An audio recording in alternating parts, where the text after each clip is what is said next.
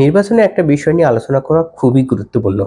সেটি হলো স্বতন্ত্র প্রার্থীরা যখন নির্বাচন করতে চান, প্রার্থী হতে চান, তখন তাদের মোট ভোটারের কনস্টিটিউশনে যত ভোটার আছে তাদের 1% সাক্ষ্য নিতে হয়, সমর্থন নিতে হয়। এই সমর্থন নিয়ে তিনি যখন নমিনেশন পত্র দাখিল করেন তার সাথে যুক্ত করতে হয়।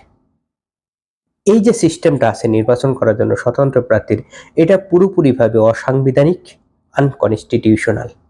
সংবিধানে বলা আছে কোনো একজন ভোটার তিনি গোপনভাবে ভোট দিয়ে কাউকে সমর্থন দিবেন, প্রকাশ্যে না।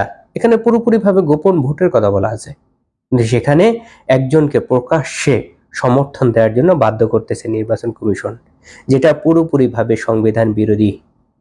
সংবিধানে বলা আছে গোপন ভোটের কথা, কিন্তু নির্বাচন কমিশন নির্বাচন করার ক্ষেত্রে একজনকে বাধ্য করছে প্রকাশ্যে সমর্থন দেওয়ার জন্য। এটা অবাস্তবিকও। একজন লোক যখন নির্বাচন করবে, তার প্রার্থিতা যখন বৈধ হবে, তিনি তখন ম্যানিফেস্টো দেবেন। এই ম্যানিফেস্টো যদি জনগণের পছন্দ হয়, তখনই কেবল তাকে সমর্থন দেবে বা ভোট দেবে, এবং সেটা গোপনে। কিন্তু তিনি যখন প্রার্থী হওয়ার জন্য আবেদন করতেছেন, তিনি প্রার্থী হতে পারবেন কিনা সেটা নিশ্চয়তা নেই। এই অবস্থায় তাকে ভোটারদের কাছ থেকে সমর্থন আনতে বলা হচ্ছে। এটা পুরোপুরিভাবে একটি অবাস্তব চিন্তা। স্বতন্ত্র প্রার্থীদের প্রত্যেকের কাছ থেকে যে জামানত নেওয়া হচ্ছে, সে যদি ভোট না পায় তবে তো তার জামানত বাজেয়াপ্ত হচ্ছেই। সেক্ষেত্রে তার জন্য আবার কেন অতিরিক্তভাবে 1% ভোটারের সমর্থন আনতে হবে, স্বাক্ষর আনতে হবে?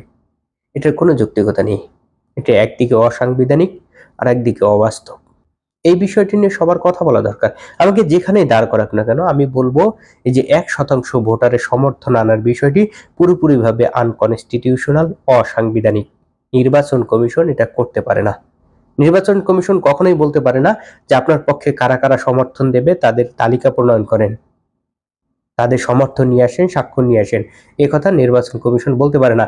যেখানে সংবিধান বলছে কোনো প্রার্থীকে তার ভোটাররা সমর্থন দিবে গোপন ব্যালটের মাধ্যমে।